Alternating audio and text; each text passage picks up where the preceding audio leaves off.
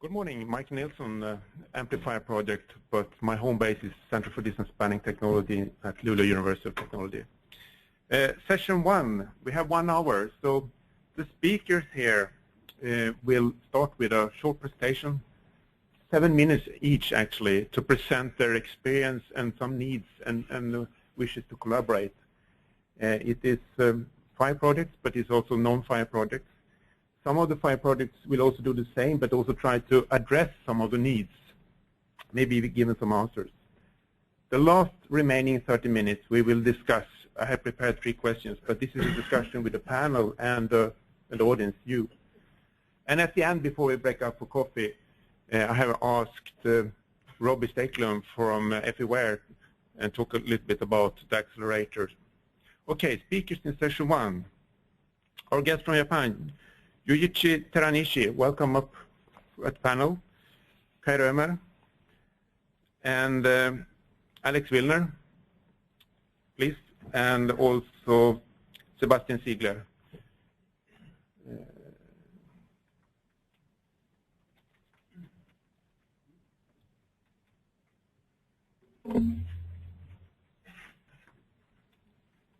Where's the presentations now? Can you bring it up?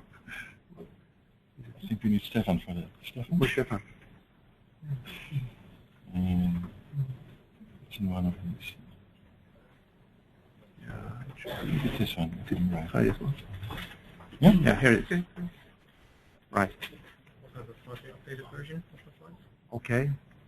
I can try. I will ask Mr. Teranishi to start the presentation from here. So Can we sit over there already? we can sit over there. Sit over there, please.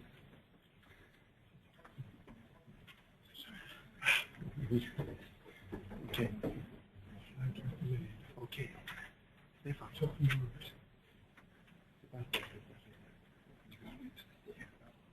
Sit in the front, in the back. Just before we start, I will try to keep the time now, so I will give you a sign after when we are close to 7 minutes. So we try to keep the schedule. Okay, please, welcome.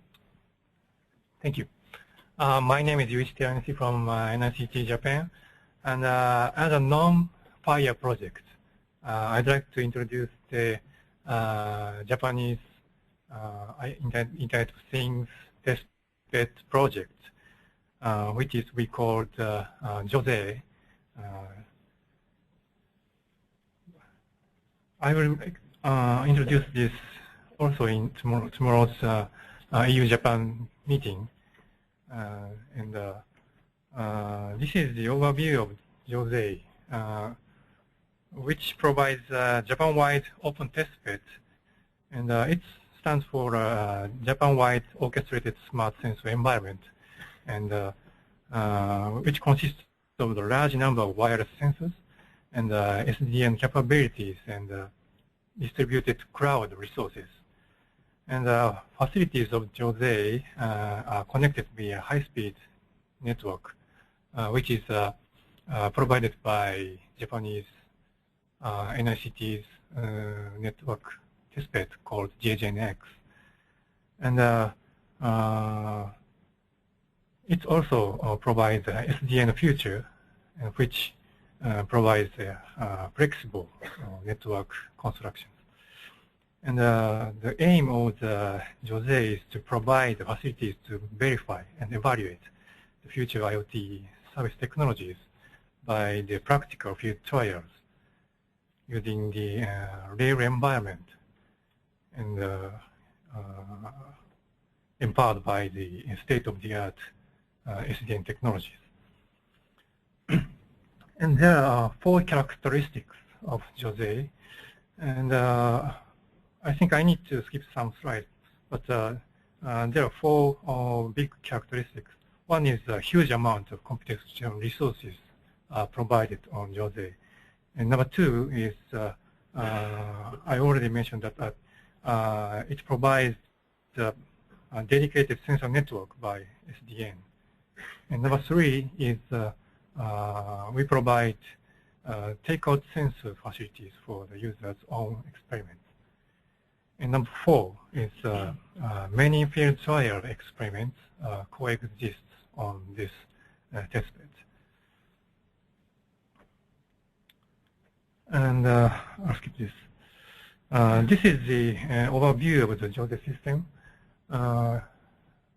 There are 5 data centers all around Japan, and each data center contains many server resources, and these data centers are connected via JJNX. And multiple type of wireless sensor network can be accommodated to this testbed, and sensors can connect to the testbed via internet or directly via JJNX. And many kind of sensor data is stored on the storage of the servers, and users can install their own analysis module, and they can conduct their own field trials.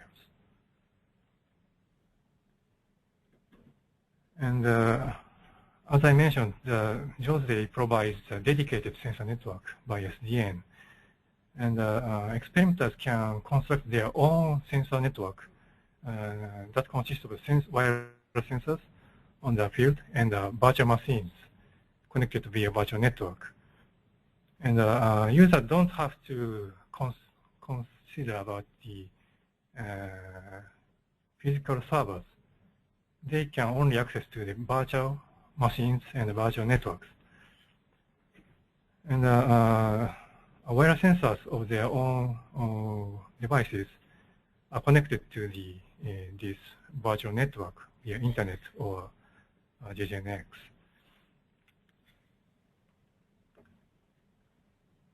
But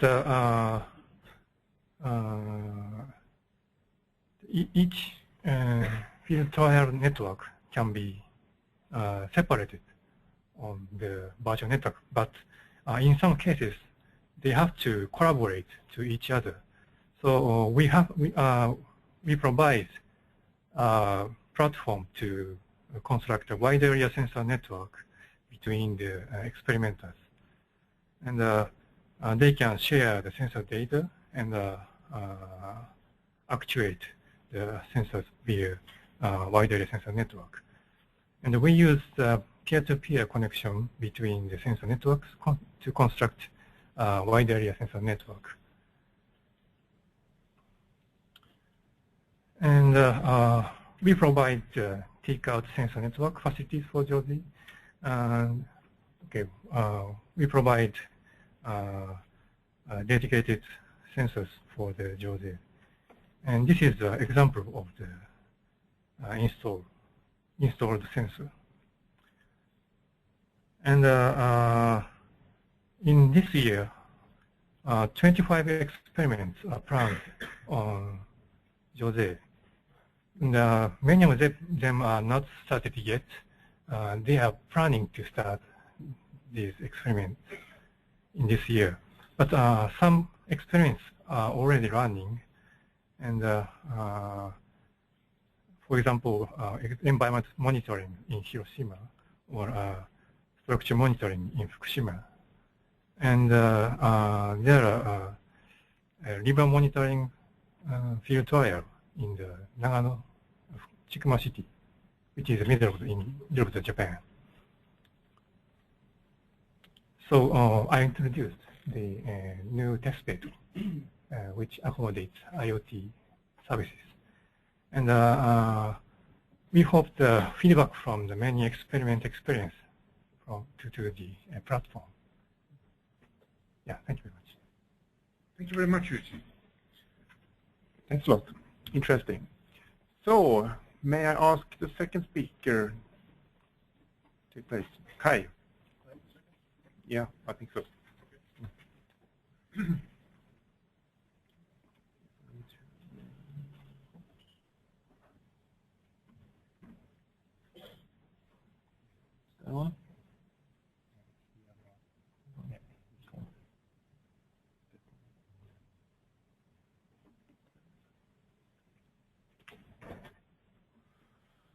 Okay, hello everybody. My name is Kai Römer. I'm coordinating the Rely on It project in the fire context. And I just want to give you a quick overview about that in 7 minutes.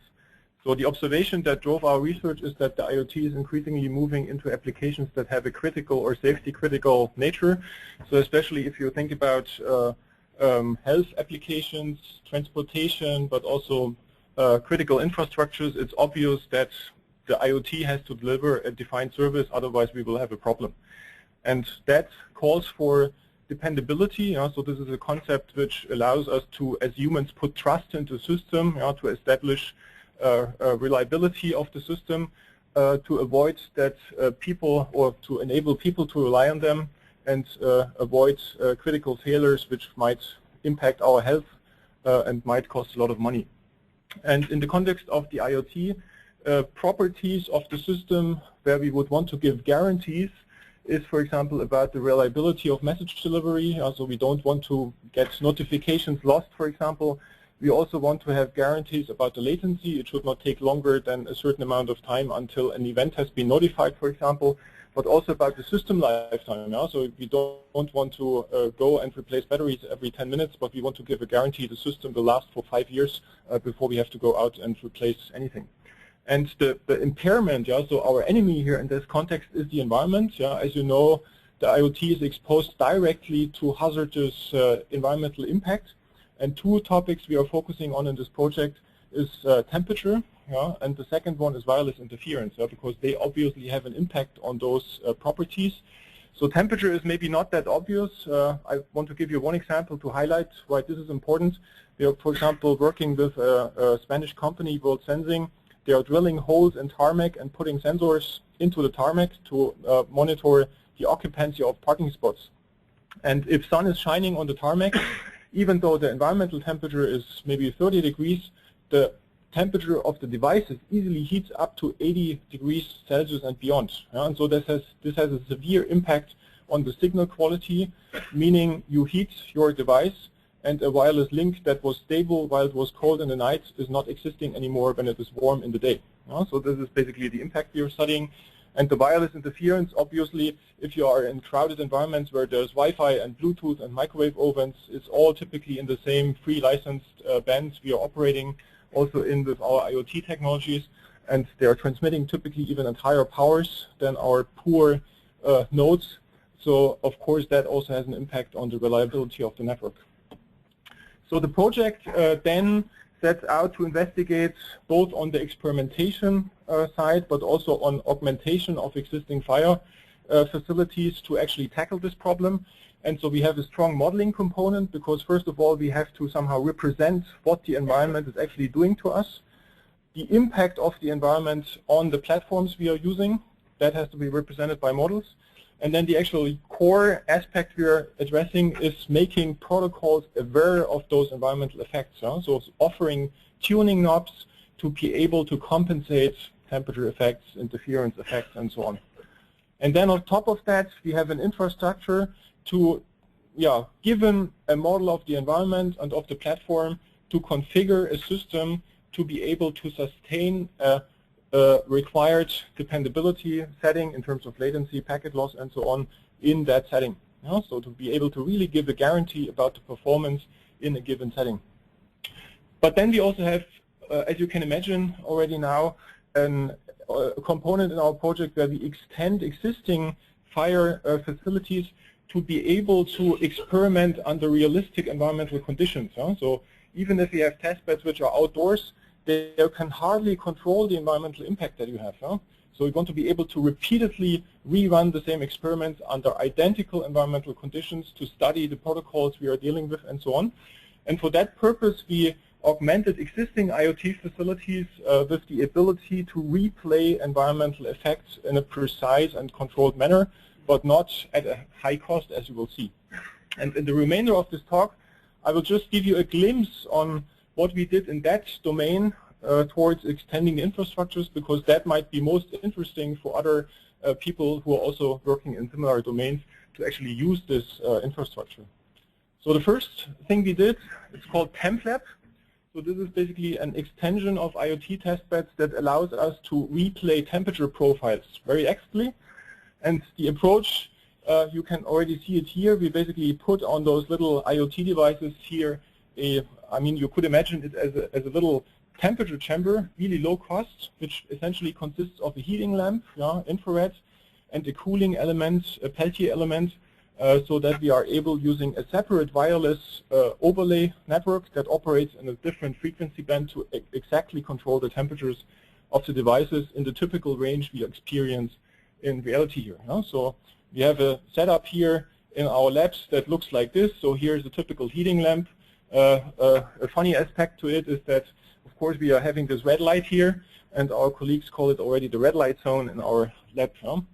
And the second thing, that's my next to last slide, is about the interference. Here the observation was that we have a lot of experimental infrastructures, and we didn't want to bring additional equipment to emulate the impact of interference, and so we set out to use existing infrastructures, and by purely using software that would run on a fraction of the nodes in such a testbed, we are able to record precisely and play back the interference effects. So no software-defined radios, no additional devices, purely by software we are able to record interference patterns and then exactly play them back. So for example, we applied this to the TWIST testbed in Berlin. So I don't think I have to summarize a 7 minutes talk, but I would want to invite you to maybe have a look at our website, and if you're interested in all aspects of dependability, reliability, and so on, I would be very happy to talk to you also about future proposals maybe. Thanks a lot, Kai. I hope we all can come back to questions during the second half. So may I ask Alex to join?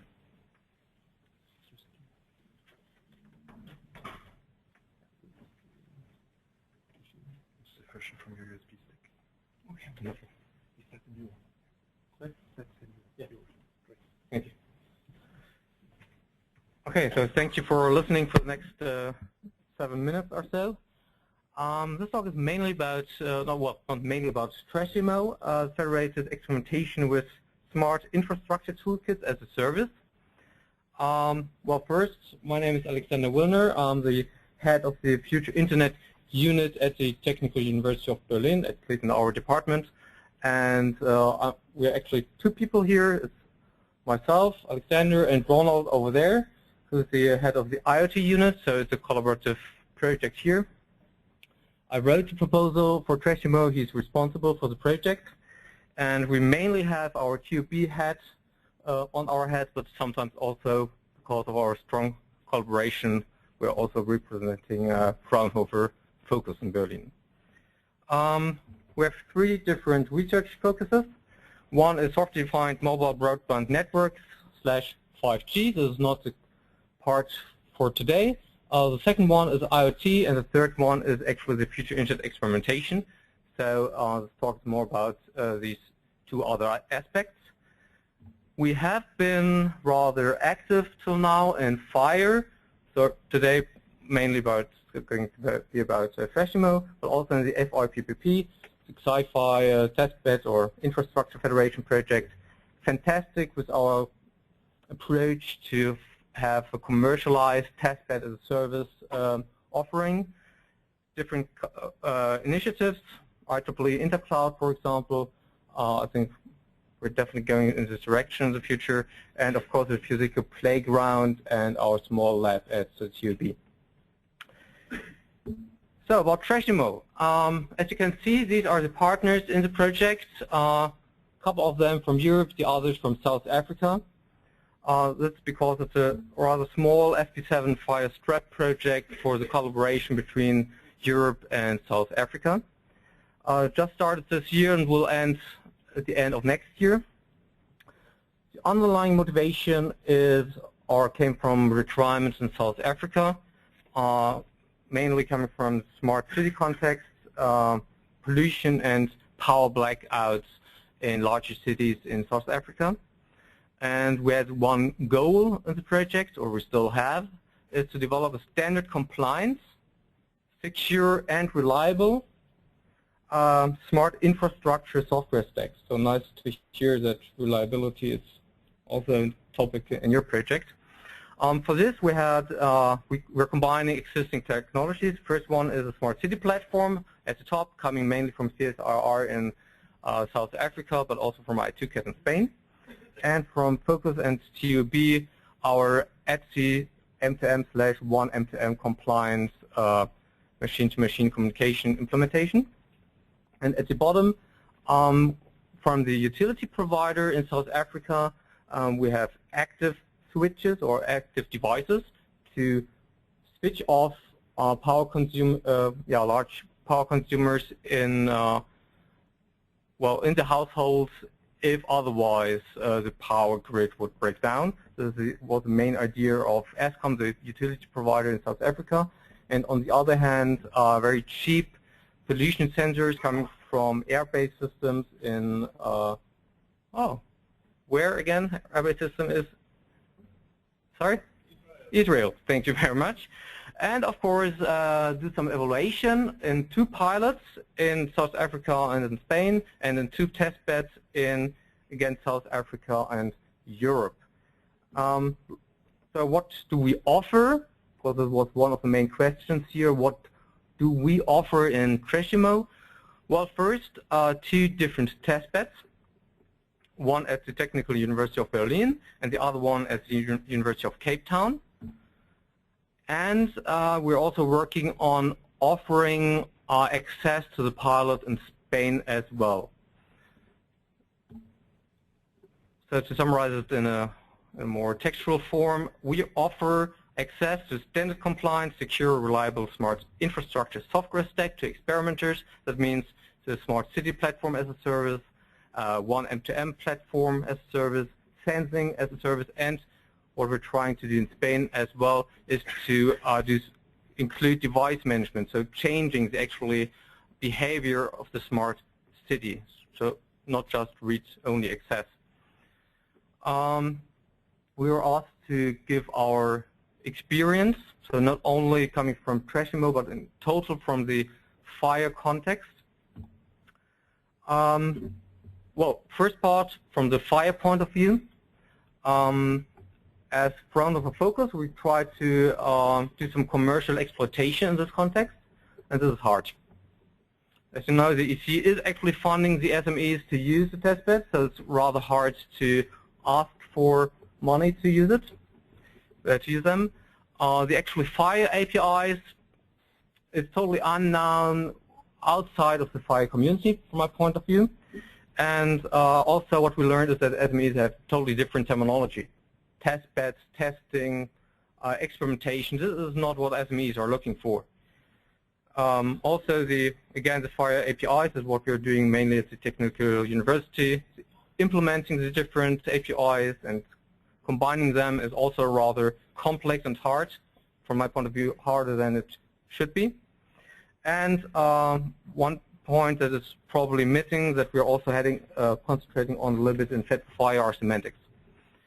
On the other hand, from the IoT perspective, it's again commercial industry involvement is hard because, well, you know, Apple HomeKit, for example, it's kicking off now, but they're not concentrating on standards, but developing their own M2M platforms. The implementation of ETSI M2M and one M2M is rather complex because they try to solve a lot of issues.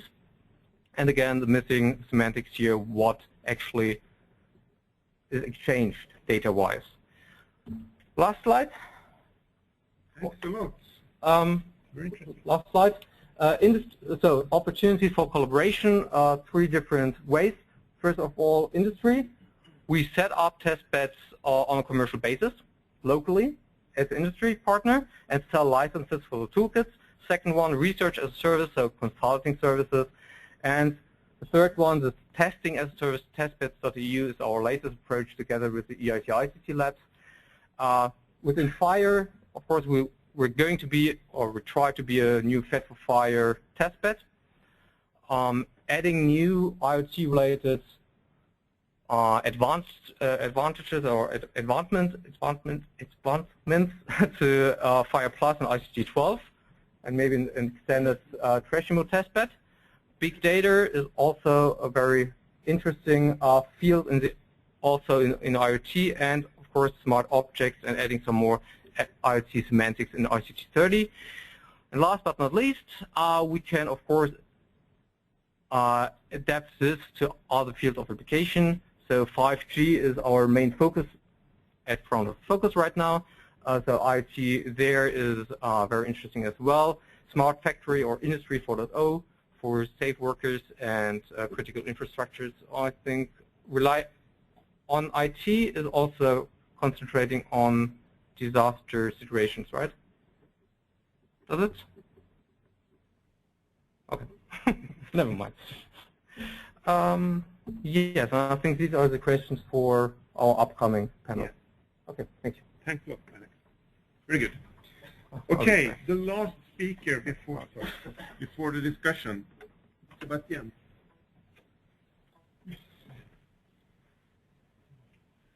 No, it. No, done. Should be this one, huh?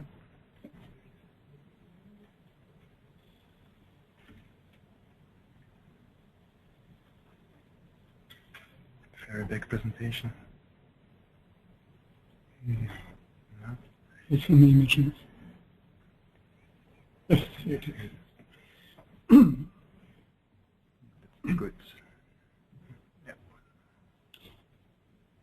Good morning, everybody. My name is Sebastian Ziegler. I'm coordinating the IoT Lab European Research Project, which is related to the fire community. I will briefly introduce you the project and conclude my presentation by a few tracks for the future for fire, but which are probably tracks which have been identified by other projects.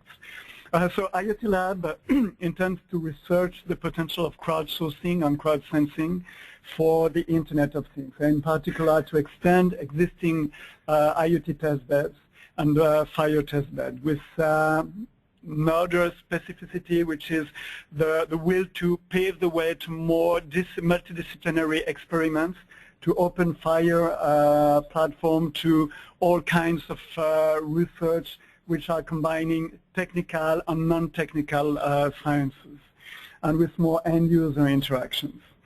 The vision that we are trying to implement is a platform where we have more, where we extend testbeds, existing testbed with crowdsourcing, bringing researcher and end-user together, closer together. By using crowdsourcing, there is a possibility to have direct live interaction between your fire fixed infrastructure and end users. So that's one of the elements we want to build on. To support, as I mentioned, multidisciplinary experiment, increased testbed economic sustainability. That's another challenge that we all face within the fire community. And we have a dedicated work package trying to analyze innovative business models or solutions to make the testbed more sustainable. And then to explore something that I will detail a little bit later, this notion of crowdsourcing-driven research and testbed as a service. So that gives you an overview. You have different field of research. You have the different testbeds at the bottoms, which are integrated together with crowdsourcing resources into an IoT Lab testbed as a service. As I mentioned, the crowdsourcing-driven research is one of the specific topic that we want to explore, is the possibility to involve the end user and the crowd at the very beginning of the research cycle. So to collect inputs, proposals in terms of research from the crowd, to let the crowd rank those different ideas, and based on that, let the researcher pick up, select the most interesting one and the most realistic one at the same time, to develop and to test again with the crowd, and to have a kind of virtuous loop in terms of research development, and to let the crowd drive the research evolution. So that's something that we will try to explore and to test in the frame of this project. As I mentioned, there is a fundamental integration on one side, the existing fire testbeds or testbed infrastructure, and the crowd mainly through mobile phone, smartphone, enabling both crowd-sensing and crowdsourcing, collecting data from the smartphones and enabling interaction with the end user through the smartphone.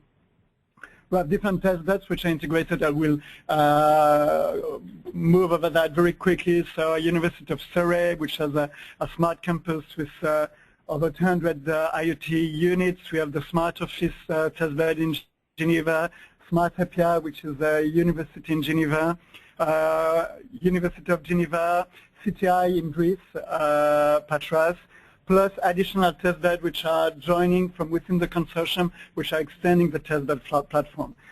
Through those different test beds, we already gathered quite a number of previous initiatives, and we try to capitalize on past efforts in terms of research and expertise which has been gained across different projects. There is a triple integration, multiple physical test beds integration at the bottom, which is very much aligned with the Fed for Fire architecture and development. And I think again, I must commend the effort of Fed for Fire to provide generic enablers for test beds integration. Then we have the integration with the crowd through the smartphone, which is a specific effort of integration. And then the test bed as a service, which requires to virtualize all those components and to make them available through the test bed as a service in order to make remote experiment as user-friendly as possible. We have two specific focus, as I mentioned before, the economic sustainability, which is a specific aspect. We try all to find a way to turn our test beds into sustainable platforms. And then there's another specific focus which is related to privacy and personal data protection. As we are using and interacting with the crowd, we need to ensure a high level of protection of personal data and privacy.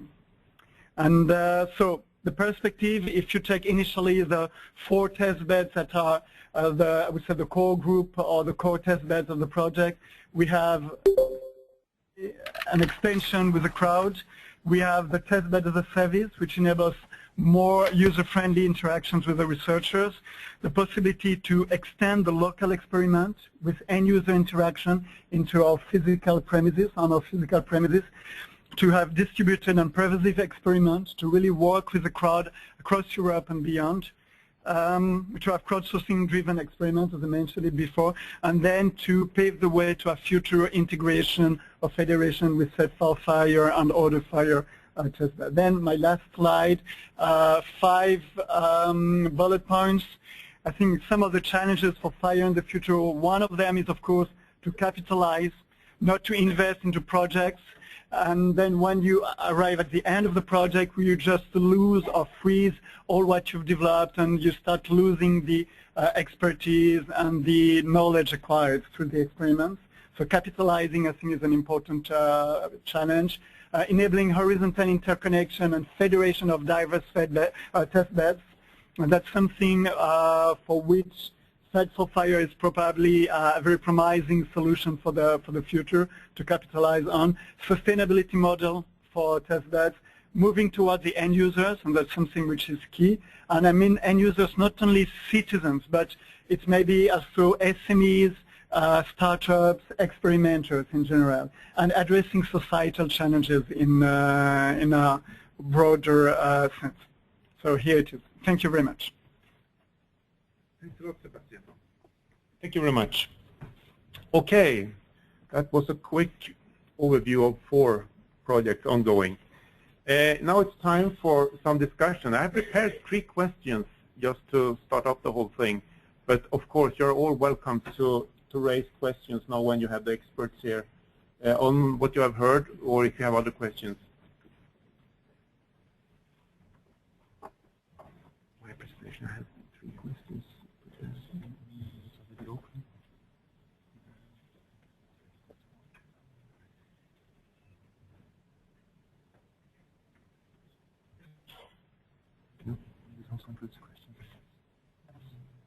Right. Perfect. Thank you. Okay. I picked 3 questions. So if I just start with the first one. How do you see the future? What is happening inside testbed? The commercial world of IoT. What are Fire projects doing in these domains? Are we doing the right things? Are we actually meeting the future? Who will start at the panel? If we start with the panel.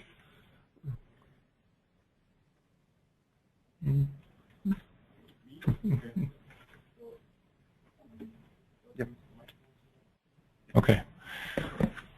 Yeah. So my vision, maybe it's not necessarily the fire vision, but maybe I can push fire a little bit into this direction, is that when we talk about Internet of Things, so far it's mostly about sensing. So at least all of the systems are concerned with perceiving what is around, but the action is not actually in the things, but at best basically outside the things, where you collect the information and then somehow do something. And I have the feeling that we should also put a little bit more focus on things that are able to react to what they are sensing immediately, not something outside back in the internet world that is not embedded, but really in the things.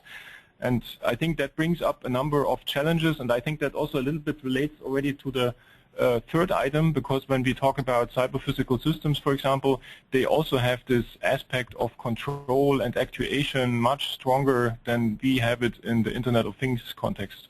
And if we accept that and move into this direction a little bit, then of course we have also a number of technical challenges that we need to address, and which would also affect the fire infrastructure we have. So it's not only what I mentioned a little bit about the dependability, which is of course then much more required when you do not just sense, where you might lose a value. Okay, it's not that bad, but if you do something wrong that changes the physical world, that is much more severe.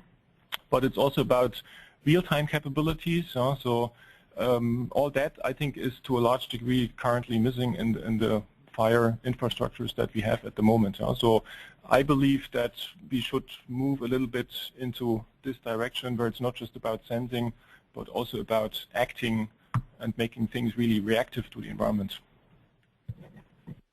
May I ask something? When you say reacting, are you referring only to really moving a physical item, or also device management? Saying what I mean is uploading a new firmware, for example. I was thinking about something like this: so changing the environment in terms of changing the configuration as first step, or is this already covered from your point of view? I think it's there are actually, that's right. There are actually two aspects. A reaction might be in adapting the behavior of the system somehow. So you observe something and you need to increase the sampling rate or sampling detail, for example. But I think that is to some degree already happening. I'm really thinking more about physical actuation. So if you think about an advanced building control system where you want to adjust the ventilation and opening flaps and so on, we have worked in some projects on aspects like this where you have really physical actuation. And then really it gets tough to do this. Adapting the system behavior, changing parameters in your system, I think that is also an aspect of that, but it's less demanding, I would say, and to some degree I think it is already happening. Can I ask you the question, because you say that you want to make a decision in the thing, so we have also this actuation that it is somewhere in the system, but then you have to have in these devices all the information necessary to do the decision. But maybe we can implement something like a local application which has all these devices which are needed for the sensing. Maybe when you see something in the room where you want to see, okay, the light is on and nobody is in, so I can switch off the light. So there are two sensors, maybe I can combine and so on. Because maybe what you want to say with the cyber physical system is, what is the reason because you want to have this actuations right in the things? Maybe it's because you need a fast decision or a reliable decision, because otherwise we need for this IoT platforms, and maybe that's a reason why to approaching to 5G and so on, that we need low latency, at least for this industry 4.0. We when we want to do make the decision, it has to be done in a really short time. Is it? So I think I didn't want to say that basically one thing autonomously senses something and then immediately reacts to it. But it will always probably be a collective process, where multiple things are reacting, and also you need maybe some computation outside of the actual things. But it's of course a feedback loop somehow, which comes from the embedded devices, involves some logic somewhere, and then goes back into the devices for the actual reaction. But that makes it even harder, because if you can take a local decision, don't have to communicate to the outside world, that's typically easier than basically involving some knowledge which is available somewhere else and so on. So I think that even makes it harder than a purely local reaction in a thing.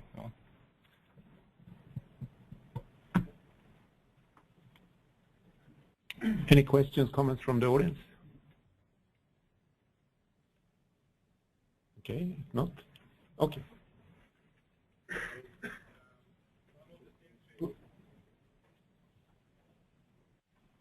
Thank you. So one of the things which I missed in all the presentations is the notion of trust and security. So one of the things which is probably hindering future development of internet is that people start to get are not sure that they are communicating with what they are communicating. Is the mail coming from my bank? Am I really talking to this device, or is somebody intervening? And we now see, of course, all these heartbleeds and shell shock, or what is it called, firmware problems. So there's a big problem coming up for the future internet is trust that society can have in the system. While, everything you try to do with government and so on is now going over that same internet. So you see this going up while the trust is going down. Yeah, I certainly agree on that.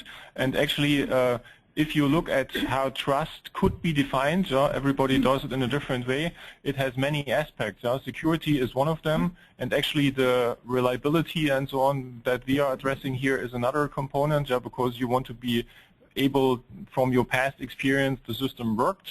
In the future it will also work. But you're perfectly, so it's like an exclusive thing here, the microphone. But I totally agree on that security aspects also play a role. This is not my personal domain, I must say, but I agree on that statement that if you want to especially change things in the world, then the security aspect is even much more severe than in the current internet, where, of course you can steal personal information and so on, but if you can hack the real world, that is much more a difficult problem than just stealing information. Yeah, indeed. So trust.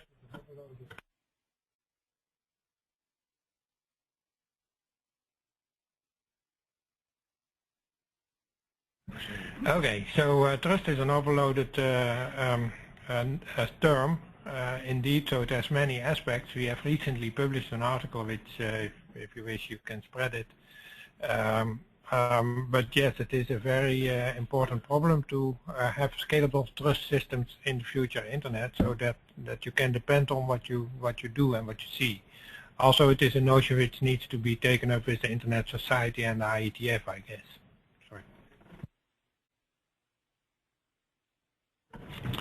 Yeah, hello, good morning.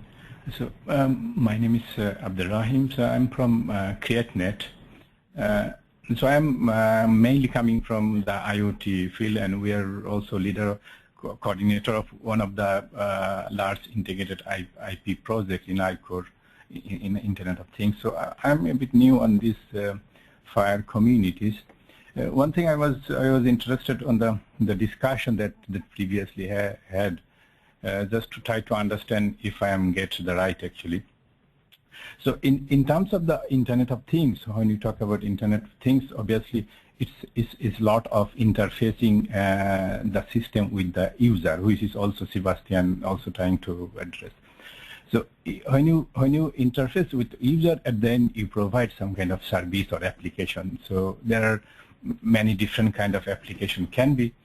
One of two main is actually the virtualization of the data. So you virtualize the data. In that cases, obviously you don't need some kind of actuation. Maybe you don't need. You just wanted to monitor what is going on. Or another can be what you discussed that once you monitor, you need to actuate that. You need to react on the what you monitor. So am I right, if I understood right, that so far in the fire communities, all those test bed is mostly related on the monitoring the functionalities, but it is not actuating or reacting on the after the monitoring. Is it right? So that was actually the point I was trying to make. So the reaction is now more the human gets informed by an IoT system, and then the human can somehow react. You have some external entity that is somehow reacting, but the actual things, Internet of Things, they are at the moment not so much reactive. At least that's my personal perception. So I agree that you understood what I meant. Maybe the answer is testbed specific. For instance, in our case, we have a testbed where we have quite a number of actuators, and we're using them, for instance, for the ERIT project or IoT Lab project. But you have all the testbeds which are more focused on sensors, sensor networks, for historical reasons. So there is probably in the future there will be a convergence and an extension of sensor-focused testbeds towards more actuating testbeds, where you can have real interaction with the environment and measure, explore, test, research different forms of interactions with the Internet of Things or beyond. Maybe I would like just maybe to mention two elements that to answer the first question. Probably in the future, the fire community, fire has developed a unique expertise in terms of testbeds, in terms of testbed technologies. At the same time, the technology and the society is moving towards a more pervasive IoT Internet of Things with a lot of new demands, a lot of new challenges. And probably one of the role of the fire community could be to serve as a kind of transversal support infrastructure for different research topics of the European Commission. Similarly to the fact that the IoT will probably become a transversal topic for the European Commission, the fire community could come and support the research, provide the tools, the experimental tools, experimentation tools for the different tracks, research tracks or research topics of the European Commission. And there's probably some reflection on that to see how to enable the fire expertise to really serve the whole, a larger research community within the European Commission research program. Oh, no. More questions from, yeah? Thank you for the walking through the presentations, and it's very clear these testbeds or these deployments are very consolidated. Probably my point will be just to understand a little bit more in the sustainability model of these testbeds, these large experimental testbeds. Where is the business of where is going to be the next generation of IoT things or CPS things engaged with these testbeds? Because it seems to be like a solution, a proprietary solution, or a specific solution in somehow. So I'm just curious how this sustainability will be expanded to be exploited or to be disseminated in other domains.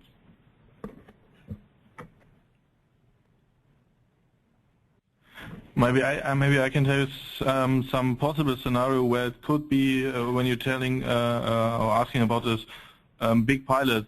I think one has to check or has to have the possibility to have a pilot where you can check this or test this connectivity of the sensors. Imagine if you have a smart city and you want to deploy lots of sensors somewhere, and you have maybe all these cars which are moving and so on. So your core network, because probably all the sensors are mobile, and you have to be aware of this. And so with 5G, we are adding this SDN network and so on, but so you also have to monitor all this connectivity of all the devices and maybe try to convince the devices that they maybe use another access or so on. But this could be maybe for a big pilot, where you really have this lots of sensors and also moving this one, so that you have different densities of sensors in the area.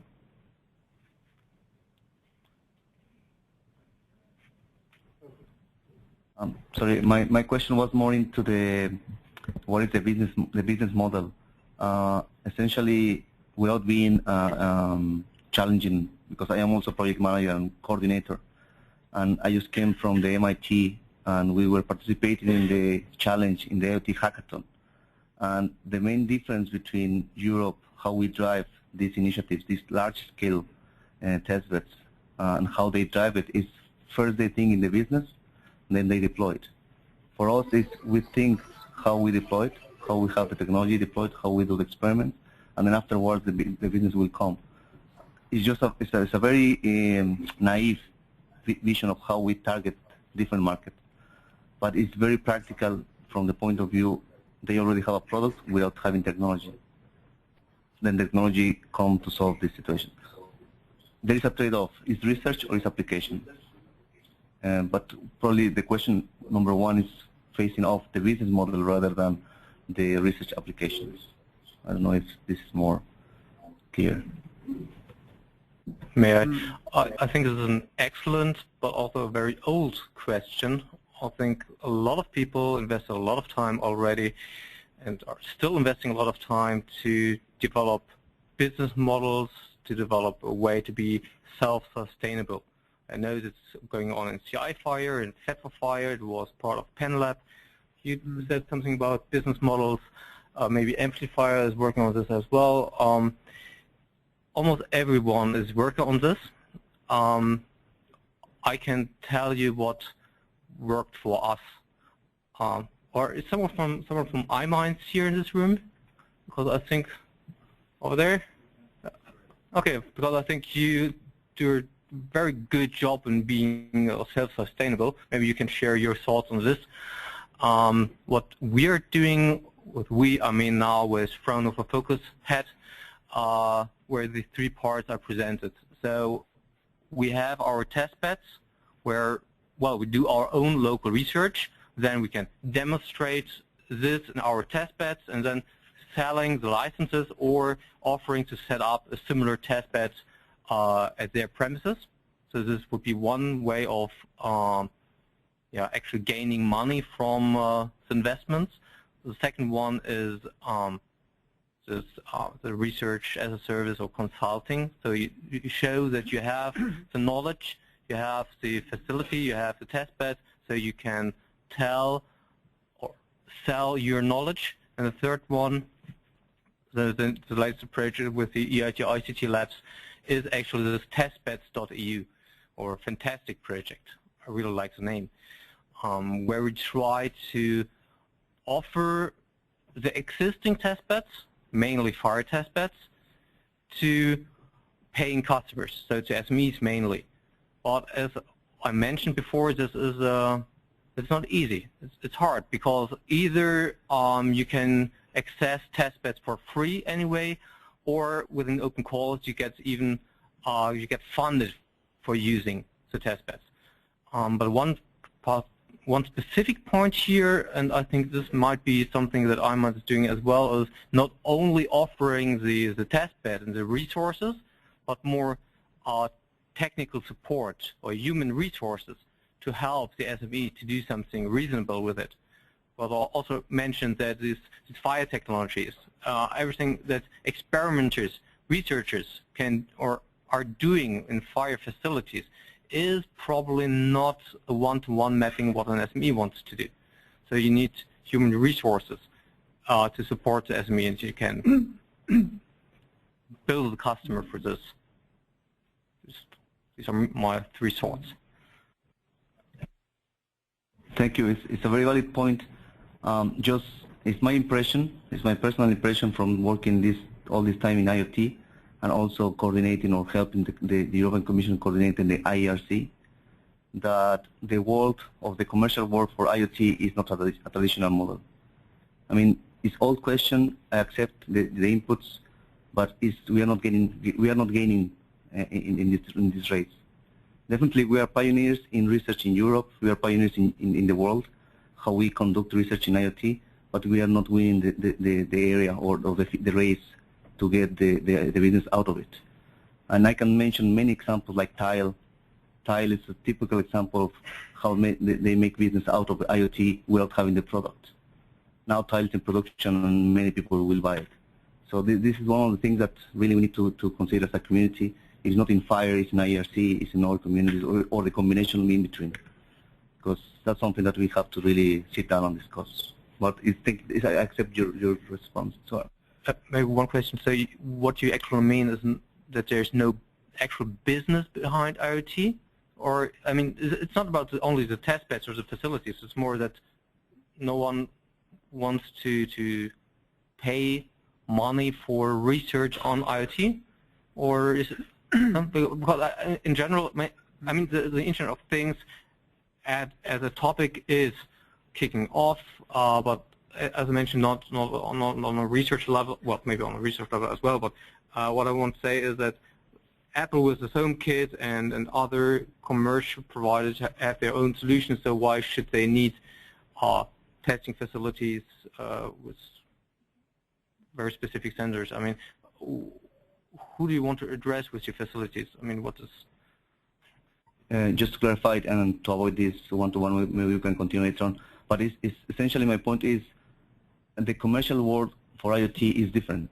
There is, of course, a business model to pursue and to identify in each particular technology or each particular deployment. For the future Internet, for the FIRE community, either we satisfy some requirements. There is a humongous amount of enterprises that look for facilities to test.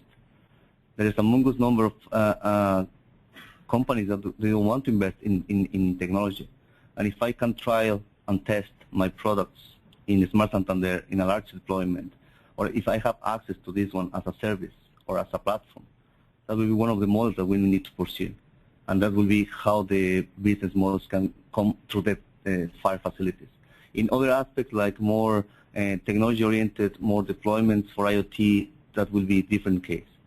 In car-to-car communication, there is a lot of bunch of business technologies that are deployed. We just need to exploit them. We don't need the test bed. We don't need fires. We just need the technology that interoperate or exchange that information between those silos or those verticals, as we know. So those things are to be considered punctually. But in here, probably the most general or more broad perspective is how we can facilitate this access to the people. People means companies, SMEs, individuals, entrepreneurs, institutions, and even ourselves. Why not to think, why me, provider of FIRE technology, I'm thinking give away to someone else the test beds. I should think, how can I make business out of my own test beds? So that would be probably the first step to consider, not to do it. Okay. Okay. Okay, one short one. Yes, just on this point, I fully agree with you, Martin, that there is a gap between the European way of creating value on top of research and the American way, which is quite more efficient and effective. On the other hand, in Europe, we have this approach to focus on more fundamental research and to provide an environment which is unique. MIT is great, but if you're in older American university, you don't have so much access to test bed, to environment. So maybe the way to move forward would be, of course, to question the way we create value on top of research. And that's something which is not limited to FIRE. How can we ease from any European research project the creation of startup or spin-off to reduce the cost of patenting? If you are a Chinese researcher, patenting is nothing. It doesn't cost you anything. If you are in Europe, you really have to invest a lot of money. You don't have the same backing support as you have in some other parts. So there are many issues to create more value on top of research. On the other hand, I think FIRE community is a great, it's a jewel. It's a kind of hidden diamond. So we need to find a way to make it more visible, to make it more accessible. And then the question of the business model, you have two different approaches. Either the business model or the vision of the business model is that a test bed should become sustainable. And then you have to move towards a market-driven test bed. And of course, you need to find customer clients who will pay for your cost. The other approach would be to have a more, I would say, proactive policy, or if I may say, European policy, to make research on IoT accessible to everybody, to anyone. And then you have a form of subsidizing of the test bed. But on the other hand, you make you must make it available and visible to the whole community of potential users. So we have anyway an effort to be done on our side to make the FHIR community more accessible, more visible to potential users. One way or the other, you can support the IoT, but you need to find a way, of course, to make this infrastructure, to make this jewel, this diamond, visible to everybody. Okay, sorry to have to interrupt this very interesting discussion. Looking at the clock and try to keep up with the timetable, before I let Robbie on stage here to say a few words about the FireWare accelerator, that could be interesting to have with you when we have the coffee break. And after that, we'll meet 11:30. So please, Robbie, a few words about the FireWare accelerator.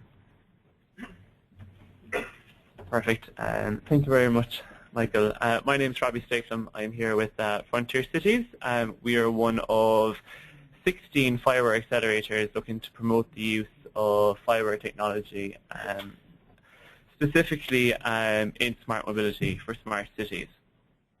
So Frontier Cities, we are looking to recruit web developers, SMEs, and startups. And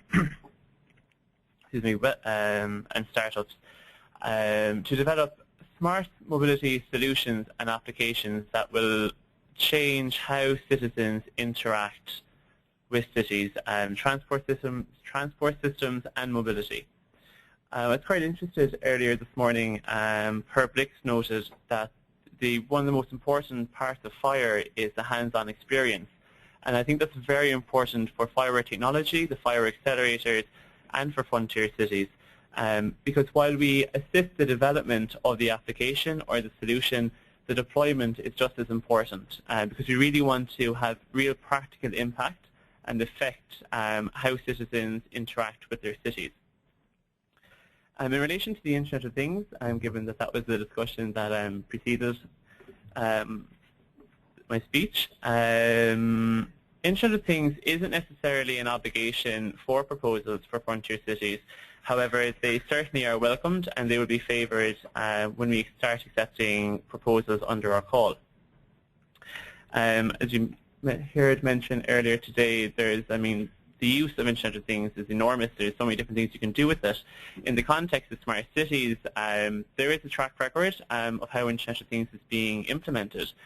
Dublin in Ireland has introduced a very effective intelligent traffic system which reduces commuter times, cuts CO2 emissions, using the Internet of Things. Milan, Amsterdam and London have also created kind of pan-city operating systems using the Internet of Things, again in a mobility sector to reduce commuter times and again changing that interface of how citizens are interacting with their cities. In terms of what we're going to offer our applicants and our grantees, we have a €4 million budget to offer to SMEs, web developers and startups. We'll offer between 50 to €150,000. So if you are interested in using the Internet of Things, we do have the budget to allow you to deploy sensors and to gather data. In addition to the actual financing, we also provide technical support to actually help you use FireWare technology to develop the application in the deployment phases from our technical partners. In addition, we also offer business support and business development services to help you develop your application or your solution. This is, I suppose, of particular importance to SMEs if you are looking to actually develop in the long term. So we'll help you do market uptake reviews on your application or your solution, application or application. So if you're developing an app or a solution for Brussels, can that be replicated in Ghent or Antwerp, or can you replicate it in other European capitals? Additionally, we'll also pair applicants and grantees with cities. And cities will help provide you data, they'll provide you more services, so you can develop the best possible application. And towards the end of the actual the program, which you'll be funded for about 12 to 18 months, we will also host a showcase event for our web developers, SMEs and startups, where you can demonstrate your app in action, how it works, and we'll have a number of cities from across Europe and possibly outside of Europe at that event, again to help the market replication and to actually, I suppose, expand the use of your app.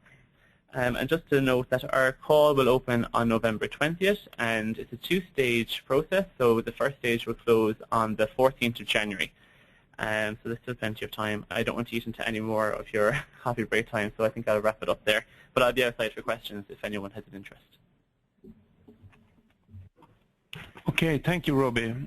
Thank everybody for this first part of the day. I think it was really valuable input, which will help us a lot in the future work and improving the whole fire and the future.